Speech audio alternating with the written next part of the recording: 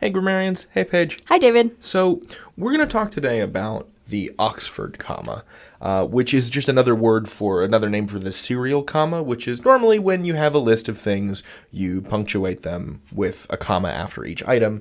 So, for example, in this sentence, I'd like to thank my parents, comma, Mahatma Gandhi, comma, and my pet hamster. Or in this example, his favorite artists are Elvis, comma, a tiny Norwegian harpist, comma, and Frida Kahlo. Now, this is a pretty big controversy in English, is where to put this comma. Some style guides, for example, the AP style guide, recommends that you don't include this last comma. The style guide that Khan Academy uses, the Chicago Manual of Style, does recommend it. Ultimately, this is less about grammar and more about style, less about sense and more about taste, because you could make, I think, a pretty convincing argument against each one, like whether to use the Oxford comma or whether to not use the Oxford comma. Paige, could you take me through the possible ambiguity in this first sentence? Sure. So this sentence without the Oxford comma can kind of look like you're saying that your parents are Mahatma Gandhi and your pet hamster, which is pretty crazy. Right.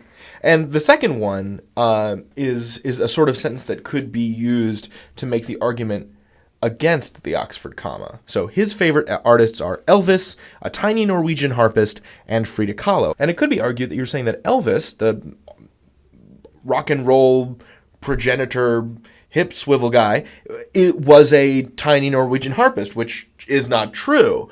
Both of these things are kind of examples of assumed apposition, that we're using Mahatma Gandhi and my pet hamster to explain or clarify parents, or that we're using a tiny Norwegian harpist to explain or clarify Elvis, and this is not the case. I think you have to choose which kind of confusion is more important for you to avoid. Frankly, the way to fix these sentences is to put the uncertain thing elsewhere in the sentence. So probably last, like I'd like to thank Mahatma Gandhi, my pet hamster, and my parents. And there's no confusion no matter where you put the comma there. Or his favorite artists are Elvis, Frida Kahlo, and a tiny Norwegian harpist. Yeah, that does a good job of avoiding that confusion. A good craftsman never blames their tools. That's all I got to say about that. So Paige and I are here to report. We're not here to make law. We're trying to tell you about the language as it is and the way people use it. And what we do at Khan Academy is we use the Oxford comma. So parents, comma, Mahatma Gandhi, comma, and my pet hamster. Or Elvis, comma, a tiny Norwegian harpist, comma, and Frida Kahlo. Yeah. You have to find a style guide and stick with it. And sometimes, that depends on if you're writing for a newspaper that uses a particular style guide, or if your English teacher has a particular style guide that they want you to abide by. That's what you should follow. Exactly. Different people will tell you different things. The key is to be consistent. That's the Oxford comma. That's the debate over it.